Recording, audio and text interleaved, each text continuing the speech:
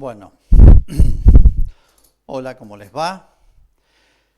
Vamos a ver si hacemos una nueva clase a distancia, digital, pero algo sirve. Vamos a resumir un poquito y avanzar en un tema que es absolutamente central. Vamos a resumir lo dado. Ya que el hombre, con su sola inteligencia, no puede conocer las verdades más sublimes, más altas, más grandes, más perfectas, como es Dios en sí mismo, y el plan de Dios. Sabemos que Dios existe, que hizo todo esto, pero bueno, nos quedan muchos temas. ¿Por qué hizo Dios? ¿Cuánto hace? ¿Para qué? ¿Quién soy yo? ¿Qué es el hombre? ¿Por qué somos como somos? ¿Dónde va a terminar esto? ¿Quién maneja el mundo? ¿El bien? ¿El mal? ¿Cómo hay que vivir? Bueno, hay 1000 temas. El hombre solo no le da la cabeza para resolver estos temas. La multiplicidad y multitud de corrientes religiosas, filosóficas, culturales, ideológicas que ha habido en la historia de la humanidad nos muestra que no nos ponemos de acuerdo. Entonces, es importante que el hombre sepa las verdades más grandes de la fe, de la religión, las verdades más grandes de la vida, de dónde vengo, quién soy, para dónde voy, quién me hizo, cómo es bueno o es malo Dios, cómo es. ¿Qué viene después de la muerte? Bueno, montones de grandes temas que por más que el hombre estudie no va a resolver. Algunos temitas va a resolver. Si el alma existe, no, cómo es el alma, qué es el espíritu, si el hombre puede conocer o no, si somos distintos, superiores a los animales, cómo hay que organizarse socialmente, qué es la familia. Bueno, hay un montón de temas que podemos, pero a todos los grandes temas y en parte van a llegar muy pocos, después de mucho tiempo y en medio de muchos errores, a descubrir algunos temas. Entonces, Dios que nos conoce dijo, no, si yo no le enseño, no voy personalmente al mundo, por así decir, y les enseño yo, estos solos no arrancan. Eso es la revelación sobrenatural. Cristo vino a enseñar, Cristo vino como maestro, vino como maestro. Bueno, eso ya lo hemos visto. Por eso Cristo culmina lo que venían anunciando todo lo que se llama el Antiguo Testamento, especialmente los profetas. Cristo es la culminación. Después de Cristo ya no hay más que decir. ¿Ok? La revelación sobrenatural. ¿Por qué se llama así? Porque está sobre las fuerzas de la naturaleza del hombre. Entonces, Cristo es el Hijo de Dios, vino a enseñar y su enseñanza es incuestionable. Es lo que se llama la revelación sobrenatural. Bueno, la necesitábamos, nos urgía. Bueno, Cristo enseñó, pero la enseñanza de Jesús, que no vino a enseñar geografía, ni botánica, ni biología, ni física, vino a enseñar los grandes temas, lo que está por encima de todo eso. ¿Quién es Dios? Para resumirlo en 2 palabras, y su plan. ¿Qué quiso hacer Dios al crear el cosmos, al crear el hombre, a hacer las cosas como son? ¿Qué intentó? ¿De dónde venimos? ¿Para dónde vamos? Bueno, son las grandes preguntas del ser humano y las tiene que tener muy claras porque enseñan y definen el sentido de la vida. Bueno, lo que enseñó Jesús lo solemos llamar dogmas y misterios. Son 2 puntitos que hay que aclarar. ¿Por qué misterios? Son tan elevadas estas verdades, por ejemplo, ¿quién es Dios y cómo es Dios? ¿Y cómo es el plan de Dios? Son verdades tan elevadas que por más que grandes talentos lo estudien y vayan sumando adquisiciones de los grandes talentos que lo han estudiado y lo transmitan, nunca vamos a llegar a comprender exhaustivamente lo que enseñó Jesús. No porque sea absurdo, ridículo, contradictorio, erróneo, etcétera, sino son verdades tan altas que superan nuestra pequeña capacidad humana. Pero se llaman misterios. Misterio es algo que algo conozco, pero es más lo que se me escapa. Bueno, ¿Por qué se llama dogma? Dogma, la palabra se usa, sos muy dogmático, estás dogmatizando. Es más bien un término peyorativo, pero no, vamos a ver. Dogma significa una enseñanza, una verdad que yo he recibido y que no la puedo cuestionar, no la puedo criticar, no la puedo poner en dudas, porque aunque yo no la entienda, no la termine de entender, tiene una autoridad de quien la enseñó por primera vez tan grande que nadie la puede cuestionar. Podés estudiarla, podés relacionarla un dogma con otro, una verdad con otra, por ejemplo, Cristo, Jesús, con María, la Madre, con la Santísima Trinidad, con la Iglesia, con los sacramentos. Podés estudiar las relaciones, podés profundizar, pero no cuestionar. Recibilo, estudialo y transmitilo. No se toca esto. El cielo y la tierra pasará, pero mis palabras no pasarán. Eso significa dogma. Entonces, vinculado a esta revelación de parte de Cristo, está esa noción de misterio, por eso decimos el misterio, primer misterio del rosario, hablamos de misterio de la Iglesia, misterio de Dios, misterio de la Trinidad, que es como un acto de humildad, decir, algo entiendo y lo acepto, no lo cuestiono, aunque no termino de entenderlo. Eso significa misterio, es muy linda esa palabra, es un acto de humildad aceptar que esto es misterioso, esto me supera, es tan grande para mi pobre inteligencia. Y dogma significa algo que yo soy responsable de recibirlo y transmitirlo. Es algo muy valioso. A todo este conjunto de verdades que enseñó Cristo, porque Cristo no escribió nunca nada. San Pablo le pone una palabra a todo este conjunto de dogmas y misterios, digamos. Depósito. Se lo transmite a Timoteo, le escribe una carta y dice, guarda el depósito a ti confiado. Guarda el depósito a ti confiado. Depósito, te lo depositamos, te lo entregamos. Guardalo, transmitilo, explícalo y transmitilo, pero no lo cuestiones, no lo pongas en duda, no lo critiques, no digas esto está bien, esto está mal, porque esto viene de Cristo. Lo primero es tener claro la autoridad de la persona de Cristo para enseñar. Y ahí voy a entender qué es un dogma y un misterio y qué es el depósito que dejó Cristo. ¿A quién? ¿Dónde lo encuentro el depósito? Bueno, se lo dejó a la Iglesia. Si yo les preguntara, ¿dónde está todo lo que enseñó Jesús? Bueno, algunos responderán en la Biblia. No. Lo que llamamos la Biblia, Antiguo Testamento, es lo que está escrito antes de Cristo, hasta el año 100. Más o menos el último libro antes de Cristo. Empezó como el año 1000 y pico. Bueno, en el Nuevo Testamento. Sí, pero el Nuevo Testamento se escribió de a poquito, lo que llamamos Nuevo Testamento. Y se escribió, fíjense, acá está Cristo que enseñó lo que llamamos Sagrada Escritura. Acá murió Cristo en el año, subió al cielo, año 33. Él le dijo a los apóstoles, vayan a enseñar a todo el mundo. Pero Jesús no les dio un papelito, no les dio un librito, no les dio un libreto, enseñen esto. Jesús había preparado a los apóstoles, aparte les enseñó, los corrigió hasta, bueno, como diciendo, bueno, de mi parte ya enseñé todo. Ahora falta que venga el Espíritu Santo para que les abra la cabeza para que entiendan. Pero de mi parte ya está todo dicho, no tengo nada más que agregar. Falta que ustedes lo entiendan. O sea, dispongan el corazón, o sea, la mente y la voluntad para recibir, entender y ser buenos transmisores de esto. Esa es la obra del Espíritu Santo. Bueno, en el año 33 Cristo le dice, ahora vayan por todo el mundo, enseñen lo que yo he enseñado.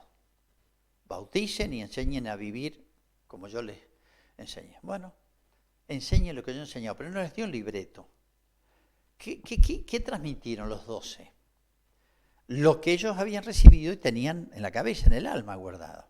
No tenían el Nuevo Testamento. Entonces, ¿dónde está la pregunta? ¿Dónde está lo que enseñó Jesús? En los apóstoles.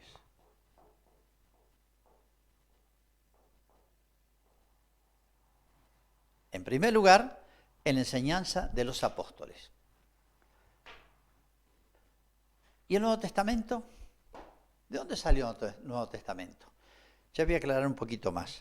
Pero fíjense, vamos a verlo más en detalle. Perdonen mi letra, mis esquemas, mi PowerPoint. Pero Jesús en el año 33 subió al cielo y les dio el mandato de enseñar. Enseñen a todos, los manda por todo el mundo. El año 33. El primer libro del Nuevo Testamento recién se escribe en el año 50. Es una carta de San Pablo, una de las cartas de los tesalonicenses. Es una cartita corta de San Pablo a un grupito, una comunidad. O sea, ¿quién se enteró? Un grupito chiquito, años 50. Después se empiezan a escribir los evangelios, más o menos los evangelios son del año 60, antes del año 70, son los evangelios. Eso es seguro. Menos el de San Juan. El último libro que se escribe es el Apocalipsis y el Evangelio de San Juan y las cartas de San Juan, pero los escritos de San Juan que son aproximadamente en el año 100. En síntesis, lo que nosotros llamamos Nuevo Testamento va del 50 al 100, se va escribiendo de a poco. Se va escribiendo, son cartas, un evangelio, uno se escribió se cree en Egipto, otro se escribió en Éfeso, en distintos lugares. Lo que después nosotros llamamos el conjunto de libros, que son del Nuevo Testamento, son 27, el conjunto de libros que constituye el Nuevo Testamento. Pero llevó años, primero, discernir. Habían muchos escritos. ¿Cuáles eran los escritos inspirados? Vamos a ver qué condiciones tiene que tener un escrito para decir que esto es palabra de Dios. Enseñanza de Cristo, ¿no? Palabra de Dios. Bueno, llevó mucho tiempo. Discernir. Acá tengo 5 cartas. ¿Por qué esta es distinta que escribió San Pablo? Si aquella es muy linda también. Primero, distinguir cuáles son los inspirados. Y segundo, reunirlos, pues están desparramados en muchas distancias. No es que se juntaron todos y dijeron, bueno, acá está todo, imprímanlo. Se fueron reagrupando. Entonces hubo que discernir cuáles eran los verdaderos y agruparlos. Eso llevó años.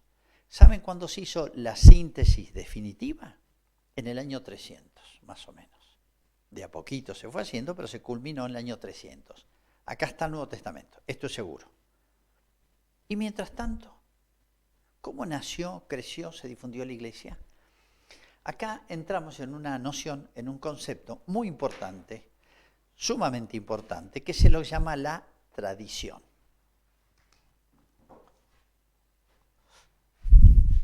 Vamos a ponerlo con otro color.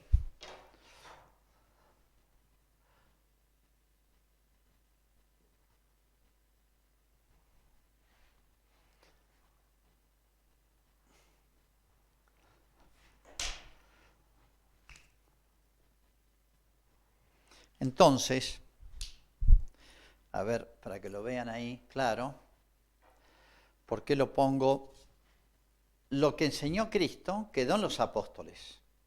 Fueron los transmisores inmediatos. Todo lo que enseñó Cristo va a quedar en lo que se llama la tradición, vamos a explicarlo ahora, y lo que se llamó la Sagrada Escritura. La Sagrada Escritura recién arranca el Nuevo Testamento, aclaro, recién arranca en el año 50 y termina de escribirse en el año 100. Pero termina de agruparse como en el año 300. Y mientras tanto, la tradición. ¿Qué es la tradición? Bueno, les voy a leer unos textos para que nos ubiquemos mejor. Bueno, Cristo, antes de subir al cielo, junto a los apóstoles, dijo, bueno, vayan a todo el mundo. Pero no les dio un librito, les repito. ¿Qué les dio? Lo que Él les enseñó y el Espíritu Santo que los iba a poner más despabilados, más lúcidos, más capaces de entender todo. Fíjense este otro. San Pablo. Manténganse firmes en la fe y conserven las tradiciones que habéis aprendido, ya por la predicación, ya por mi carta. San Pablo. Mantengan firmemente lo que les he transmitido. ¿De qué manera? De viva voz, por la predicación, ya por mi carta. Bueno, otro lugar, a Timoteo. Lo que has oído de mí delante de muchos testigos, que yo les enseñé personalmente, ¿no? Confíalo a hombres fieles, capaces de instruir a los demás. Lo que has oído de mí, transmitilo.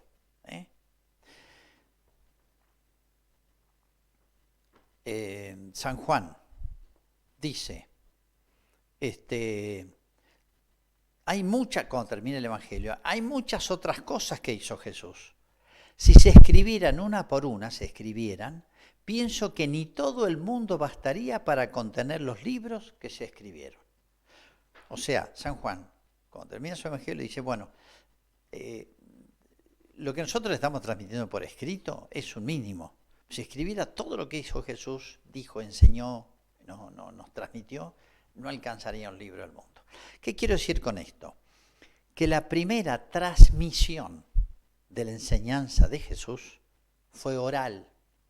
La primera transmisión. ¿A través de quién? De los apóstoles. Con el tiempo, el primero que se le ocurre escribir es San Pablo. Después, obviamente, Mateo era uno de los 12 apóstoles, pero San Lucas no. San Juan sí escribe un evangelio, pero en el año 100 lo escribe. No todos los apóstoles escribieron, algunos escribieron. Son 12 apóstoles. ¿Quién escribió? San Pedro escribió 2 cartas cortitas. Judas escribió una carta recortita.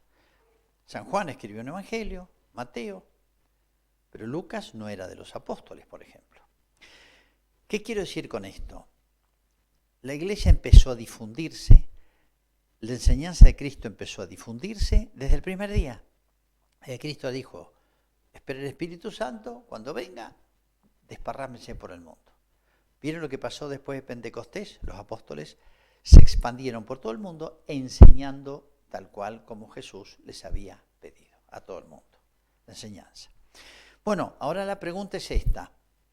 ¿Hay algún documento, hay algún lugar donde yo pueda encontrar lo que se transmitió oralmente? Es decir, hay elementos donde yo pueda descubrir la enseñanza oral de Jesús que llamamos tradición. Voy a aclarar esta palabrita, se llama tradición. ¿Qué significa tradición? Tal vez si yo pregunto, lo primero que se le ocurre decir es algo muy antiguo, muy viejo. Esto es tradicional.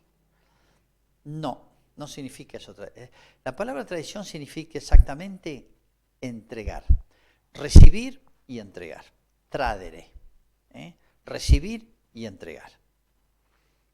San Pablo la trae. En la carta a los Corintios, cuando relata la última cena de Jesús y la institución de lo que llamamos la Eucaristía, la misa, dice, lo que yo he recibido os lo transmito. Capítulo 11 de la carta a los Corintios, la primera. Lo que yo recibí se los transmito, que Jesús en la última cena tomó pan en sus manos, etc. Describe la última cena y, por así decir, la institución de la misa. Tradere significa recibir y entregar. De ahí viene la palabra, por ejemplo, traidor. Traidor es el que entrega a otro. Entonces, tradicional significa recibido y entregado. Eso hizo la iglesia. Guarda el depósito a ti confiado, le decía San Pablo a Timoteo. O sea, guardalo, cuidalo, porque esto es una joya, porque lo enseñó Cristo. Esta enseñanza no es de un maestro sabio, un gran filósofo. No, es de Cristo. Guarda el depósito a ti confiado.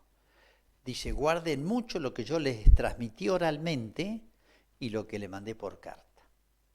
Entonces, Lo primero que existió como difusión de la enseñanza de Cristo es la transmisión oral de los apóstoles, pero no solamente de los apóstoles. San Pablo no era de los 12, se enganchó después.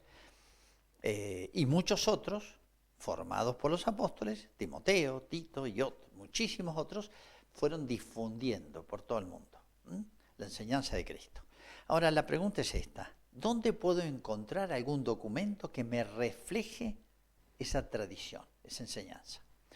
Bueno, ¿existe? Sí. Voy a dar una lista. Oraciones. Hay oraciones muy antiguas. Por ejemplo, hay una oración muy antigua a María, la Madre de Jesús, que se titula Subtum Presidium, bajo tu amparo. Es del año 180, ya se conocía, en distintas lenguas y en distintos lugares. Dice así: bajo tu amparo nos acogemos, Santa Madre de Dios. No despreciéis nuestras súplicas, antes bien escuchadlas y acogedlas benignamente. Esa oración es del año 180 más o menos y se encuentra en muchos lugares del mundo. ¿Qué significa? Vaya a saber quién la inventó, pero refleja lo que los primeros cristianos sintieron después que María ya se fue al cielo, la relación que quedaba con ella, como quedaba con Jesús y le rezaban a Jesús, también invocaban a María. Otro dato. Se ha excavado, se ha hecho excavaciones arqueológicas muy serias y se ha descubierto la casa de María en Nazaret. Se conoce perfectamente, ya hay certeza arqueológica. Era datos de la tradición, etcétera, pero ahora excavando. ¿Y qué encontraron? Una cosa genial. Calculan que es del año 100 y pico, más o menos, ahí en Nazaret. ¿Qué encuentran? Grafitos. La gente visitaba la casa de María, donde fue la encarnación. Ahí recibió el ángel. Y encuentran grafitos en la pared. Se ve que la gente cristiana que venía a visitar los lugares sagrados, lugares santos de la vida de Jesús, y le escribía, como hacen ahora en las paredes, o los turistas donde van a algún lugar, o encontramos en todos lados, en las plantas, en las paredes, bueno, invocación, como jaculatorias a María. Jaire María, las palabras que le dijo el ángel a María: ruega por nosotros, ruega por mí. En la casa de María han encontrado grafitos, algunos hechos en placas, en pedacitos de barro cocido, tablitas de barro cocido, lo escribían así cuando estaba fresco, y una invocación a María. ¿Qué significa eso? Que los cristianos veneraban y visitaban la casa donde fue la encarnación y querían dejar un recuerdo, y lo ponían en esas tablas, lo escribían. Bueno, otro ejemplo: ritos, rituales. Se conocen el ritual del bautismo, rituales de la misa, también del año 150, 160, 180. Ojo que eran tiempos de persecución, y los papeles también duran poco, los papeles, no duran 1000 años. Bueno, pero se han encontrado textos completos de cómo era la misa y cómo era el bautismo, el rito del bautismo. Para bautizar hacemos así, está todo escrito. ¿Se conservan esos escritos? Sí. Esos son documentos de la tradición. Entonces, si ustedes encuentran un rito del bautismo en Egipto, un rito casi igual del bautismo en Roma, otro casi igual en Francia, otro casi igual en España, esto no puede haberlo inventado de cero algún inspirado que se le ocurrió. Cristo dijo: bauticen, pero todo el rito del bautismo, cómo se hace, todos los detalles, no es simplemente vení, yo te echo agua, yo te bautizo en nombre del Padre, del Hijo y del Espíritu Santo. Hay todo un rito, se lee un texto bíblico. Bueno, ¿cómo se armó ese ritual? En muchos lugares. El rito de la misa. Están desarrollados, bueno, en distintos lugares. Entonces eso, documento de la tradición, hay que tenerlo en cuenta. Otro ejemplo, año 110, un gobernador romano de la zona del Mar Negro le consulta al emperador, dice: acá apareció un grupo raro, el gobernante se llama Plinio y le escribe al emperador Trajano, año 107 creo que es. Acá apareció un grupo raro, o sea, eran cristianos. Se reúnen, invocan a un tal Cristo. Se reúnen sábado a la noche. Tienen sus oraciones. Describe algo, claro, el tipo no entiende nada de lo que es. Dice, rezan a Jesús como un Dios, hacen sus oraciones, leen los profetas, leen no sé cuánto, tienen un rito que lo describe como si fuera la misa. Después toman una especie de una comida fraterna, claro, un desayuno, almuerzo, qué sé yo, todos juntos, porque han pasado toda la noche rezando, y después se van a sus casas. Bueno, describe en 2 palabras lo que es la misa. Uno entiende que se juntaban porque el domingo es el día en que Cristo había resucitado. Entonces se juntaban el sábado a la noche para recibir el domingo, el día del Señor. Bueno, otros datos. El credo. Lo que nosotros conocemos como el credo, creo en Dios Padre, se llama el credo corto de los apóstoles.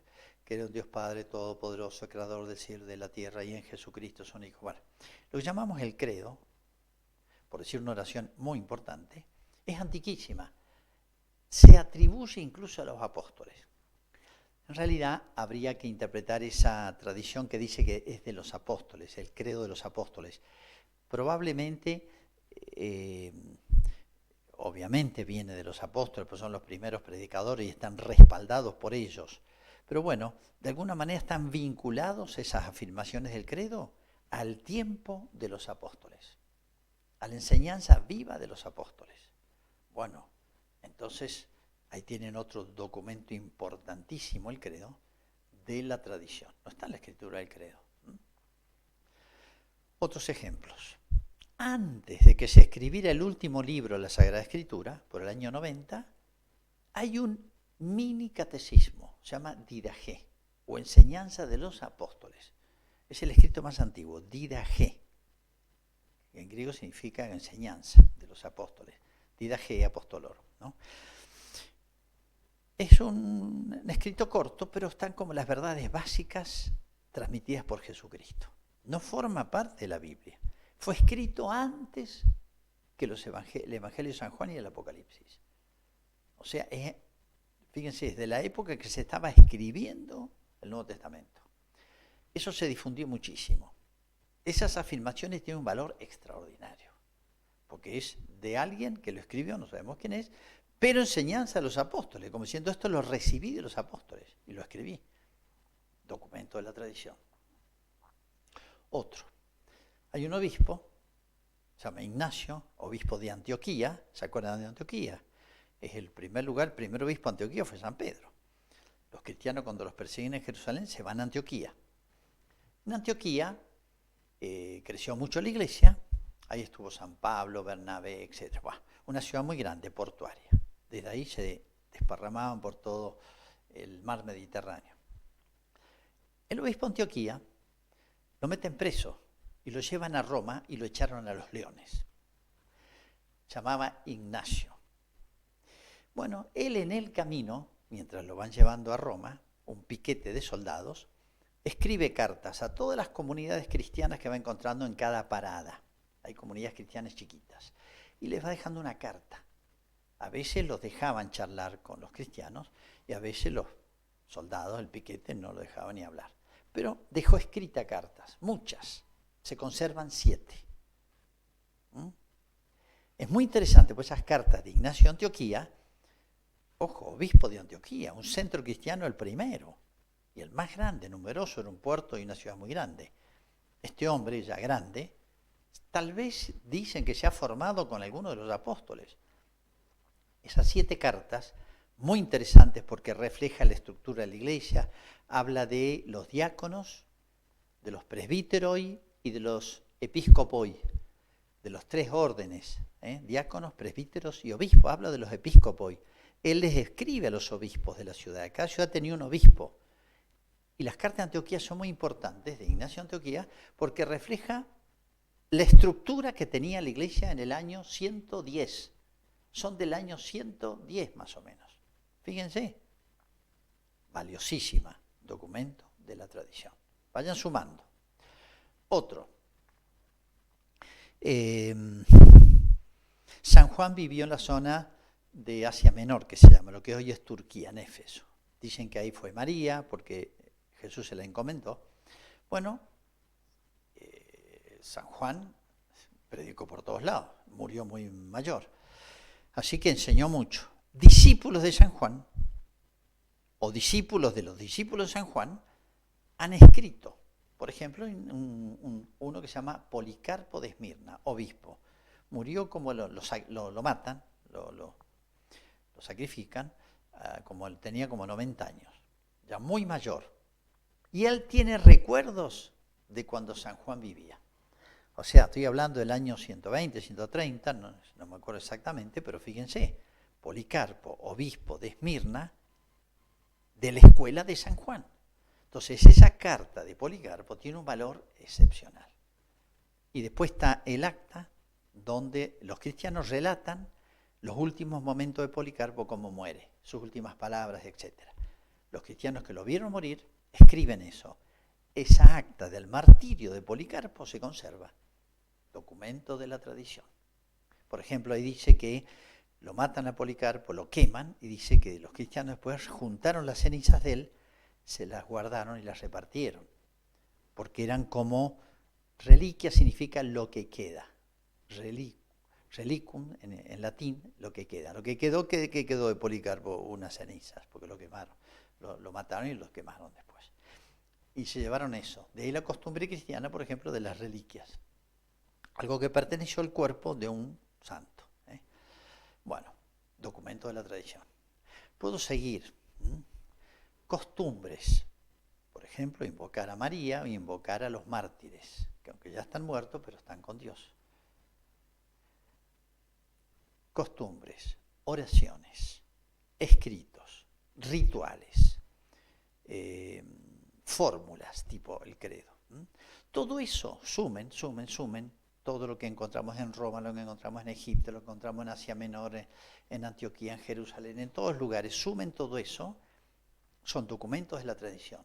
Cuando hay verdades que se repiten y a lo largo de todos los documentos, o en todos los documentos de esos, uno dice, esto viene de los apóstoles. Documentos de la tradición, que a medida que pasa el tiempo, si vamos al año 200, al 300, ya hay cantidad de escritos, pero cantidad de escritos, están publicados. Y si vamos del año 300, ya son cientos de libros. Miren, todos estos escritos, algunos tienen una importancia especial porque el que los expone es un hombre muy talentoso, importante, un obispo lúcido. Se suelen llamar padres de la iglesia. Padres porque hay una paternidad, con sus escritos están como enseñando. Entonces se llaman padres. La primera generación apostólicos se llama. ¿Por qué los padres apostólicos, llamados apostólicos, son de un valor especialísimo? Entre otros, Ignacio de Antioquía y Policarpo, los dos son episcopoi, obispos. Bueno, ¿por qué a padres apostólicos? Porque ellos se han formado prácticamente con los apóstoles. Entonces su enseñanza tiene un valor especial. Después viene otra serie de padres, se llaman apologetas, porque más bien ante los ataques que hacían el cristianismo, muchos escritos, ellos respondían. Y en esas respuestas largas son tratados. Es genial porque está expuesta muy completa la doctrina de la iglesia. Bueno, hay muchísimos documentos de la tradición, los que ya les acabo de mencionar. Escritura y tradición, ¿se oponen? No, se iluminan mutuamente. San Pablo dice, guarda bien lo que yo te puse por escrito, es una de las cartas, y lo que yo te enseñé oralmente. Exactamente, ahí está el esquema. Entonces, si uno toma todo el Nuevo Testamento, que terminó de juntarse, les repito, es muy importante esto, de discernir qué libros son inspirados y qué libros no. Entonces, ¿cómo se supo qué libros, qué escritos están inspirados? Porque el Nuevo Testamento está compuesto de los 4 evangelios, los Hechos de los Apóstoles, que cuentan toda la primera predicación del Evangelio, de Pentecostés en adelante, y cartas de San Pablo, de San Pedro, de San Juan, de Judas, de Santiago, etc. Y culmina con el Apocalipsis, de San Juan. Son muchas clases distintas, ¿no?, de escritos. Bueno, ¿cómo se supo cuáles de todos los escritos que habían en la época sobre la enseñanza de Cristo, ¿no? ¿Cómo se supo cuáles eran y cuáles no eran inspirados? ¿Los buenos eran inspirados y los malos no? No, porque hay muchos escritos buenos, que yo los enumeré entre los datos de la tradición. Bueno, a través de la tradición se supo qué escritos estaban inspirados por Dios. En otras palabras, en las comunidades cristianas se hacía el discernimiento de cuáles eran los escritos que tenían un valor especial, porque estaban inspirados por Dios. Ellos intuían, se llama el sentido de la fe, que estos escritos de San Pablo tenían un valor especial, distinto a los demás, por más que otros escritos sean buenos. Entonces, gracias al testimonio de la tradición que tuvo por inspirado estos escritos, es que pudimos decir, esta es la lista de libros inspirados que por lo tanto van a componer lo que se llama el Nuevo Testamento. Ahora, documentos de la tradición. Documentos que hemos discernido que forman parte de como una serie de escritos especiales. Vamos a ver por qué son especiales. Se unen, se iluminan mutuamente. Ahora, ¿quién hizo el discernimiento? ¿A quién corresponde discernir? Estos libros son inspirados, van a formar lo que se llama el Nuevo Testamento. Estos datos de la tradición son legítimos porque en la antigüedad encontramos escritos que no son tan correctos. Hay escritos de los gnósticos, por ejemplo, que eran malos. Para eso dejó Dios, para eso dejó Cristo, ya lo previó, a una autoridad en la iglesia, que se llamó Pedro. Y después que matan a Pedro, el sucesor, y después el sucesor, y son los que llaman papas. La palabra papa significa padre de los padres, pater patrum, padre de los padres, eso significa papa. Entonces, la autoridad de la iglesia, ¿se acuerdan que le dice a Pedro, apacienta mis ovejas? O sea, vos vas a ser encargado de darle buen pasto, buena comida a las ovejas, apacienta. Apacentar significa eso, cuidarlas del lobo, de las malas enseñanzas, y llevarlas a darles buen alimento, buena enseñanza. Tú, una vez convertido, le dice a Pedro, confirma a tus hermanos. O sea, Pedro tenía una misión muy importante, y es de cuidar la iglesia naciente. Y cuando digo iglesia naciente, digo ante todo enseñanzas de Cristo. Y esa autoridad de Pedro y los sucesores lo fueron ejerciendo. Lo fueron ejerciendo a través del tiempo. El sucesor de Pedro, tenemos toda la lista de los papas. En otras palabras, y sintetizando, tradición fue lo primero, transmisión oral. De a poquito se va haciendo el Nuevo Testamento. Se iluminan mutuamente, se ayudan, se complementan, por así decir. Tradición, enseñanza de tradición y enseñanza escrita. ¿Y quién hace el discernimiento? Esto realmente es así. Lo que Cristo quiso decir acá es esto. Una autoridad cuando hay dudas, a veces está muy claro, pero cuando hay dudas hay una autoridad en la iglesia que dirime polémicas, cuestiones, que hubieron muchísimas. Y tuvo que intervenir Roma, interviene. Ya en el año 100 y pico, 130 más o menos, interviene el tercer papa de Roma, se llama Clemente. El primero es Pedro, después viene Lino, Cleto, Clemente. Este tercero, después de San Pedro, que hay nomás porque lo iban mandando a todos, tiene que dirimir una cuestión, y hay una carta larga de Clemente, haciendo uso de su autoridad para dirimir un problema que había en Corinto, años 100 y pico. El mismo Ignacio de Antioquía que les mencioné, una de las cartas es a los de Roma. Ya está llegando a Roma, donde los van a matar, y escribe una carta a los de Roma. ¿Y qué les dice? La iglesia que preside. Roma es la iglesia que preside a todas las iglesias. El Papa, ya San Pedro, había ido a Roma y ya lo habían matado. hacía años, ya estaba otro papa. Pero ya ejerce, es un dato de la tradición muy importante, los papas de Roma o el obispo de Roma ejerce la autoridad, sobre todo la Iglesia universal. Ese ejercicio de la autoridad, ¿de dónde lo sacó? ¿Quién le atribuyó autoridad? No era la iglesia más importante, Antioquía era más importante. Bueno, la iglesia de Roma era chiquita en esa época. Y con la persecución de Nerón habían matado casi todos.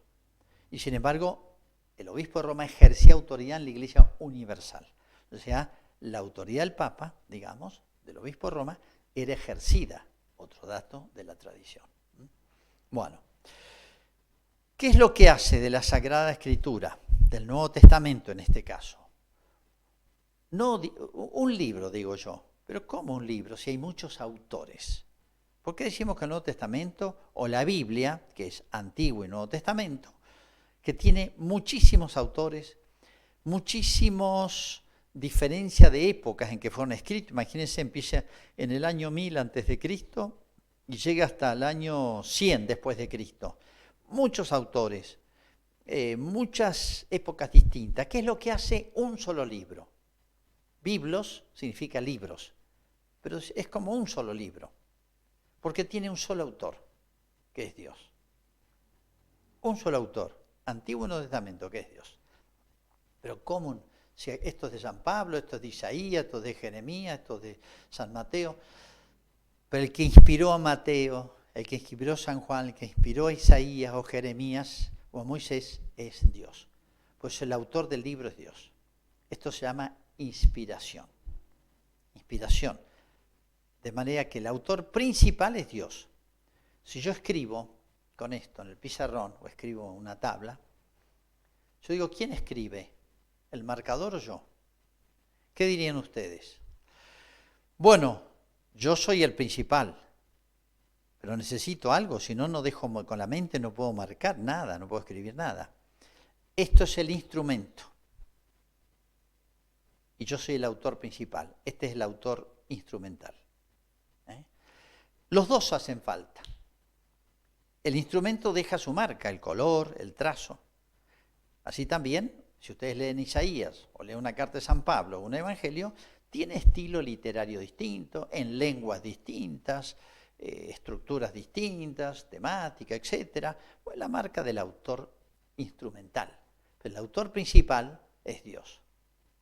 ¿Y cómo se convierte Dios en autor principal? Mediante lo que se llama la inspiración. Inspiración es que Dios mueve la inteligencia, la voluntad, este sujeto, sin anularlo. Él está vivo, está despierto, está consciente, no es un cadáver. Lo inspira, lo mueve desde dentro, por así decir, Dios que se puede meter adentro de nuestra alma sin violentarla, y le hace que escriba todo y solo lo que Dios quiere. Por eso, la Iglesia desde el principio, fíjense que Cristo cita muchas veces los libros del Antiguo Testamento, para que se cumpla la Escritura que dice. Cita muchas veces Cristo como diciendo tiene autoridad el Antiguo Testamento, y cita todos los autores del Antiguo Testamento, todos los libros del Antiguo Testamento, como diciendo, tiene un valor especial. De ahí los cristianos sacaron, hay libros especiales, inspirados por Dios, son únicos en la humanidad, no porque los autores sean muy genios, sino porque Dios es el que los inspiró. Bueno, lo mismo pasa con el Nuevo Testamento. El Antiguo Testamento ya los judíos lo sabían, pero Cristo respaldó eso. La Escritura no puede fallar.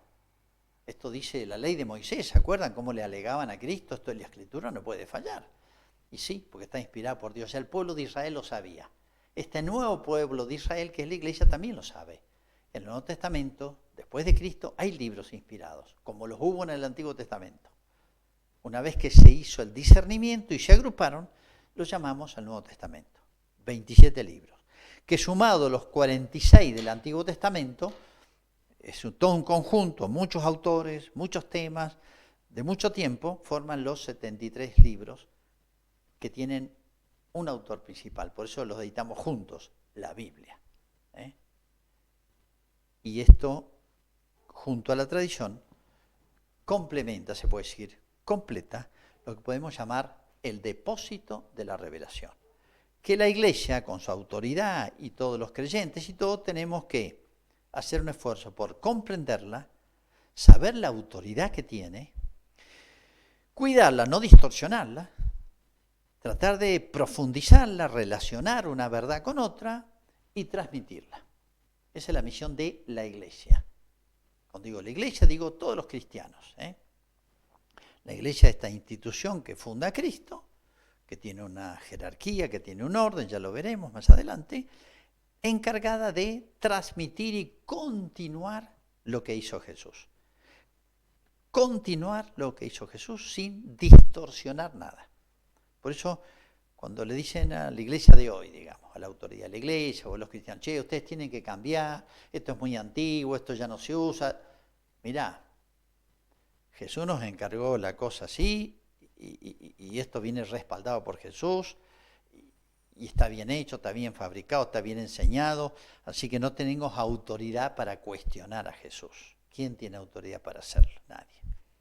Así que uno, profundizando el Evangelio, tenemos todas las verdades. Profundizando la revelación, digamos, tenemos todo una cantera de enseñanzas, de luces, que nos iluminan la vida. Ahí está todo. Claro, no hay geografía, ni historia, ni computación, no vayan a buscar eso. Vayan a buscar lo que ilumina el horizonte del hombre, en los temas más grandes, más importantes, más decisivos, que nos enseñan el sentido de la vida. Bueno, les voy a hacer una preguntita que me van a contestar una vez que vean esto en la plataforma y lo escuchen y tengan paciencia. Ustedes me lo van a responder. Bueno, y es esta, yo quiero también un poquito que ustedes hagan su reflexión, de manera que, bueno, van a hacer una reflexión sobre por qué Jesús, a ver si se puede, por qué Jesús no quiso escribir nada. Nunca escribió nada. ¿Por qué Jesús nunca quiso escribir nada? Y nos dejó encargados a nosotros transmitir lo que Él enseñó de esa manera, a través de la Escritura y de la tradición. Yo también transmito a través de la Escritura, explico la Escritura. Pero ¿por qué no agarró Jesús y se sentó y nos dio, acá tienen un libro, ya está, lo escribió Él, lo editó Él, reedítenlo? ¿Por qué de esa manera se le ocurrió que transmitiéramos generación tras generación la enseñanza de Él? Piensen, quiero que me den su opinión después de entender este tema que yo he tratado de explicar. Bueno, será hasta la próxima.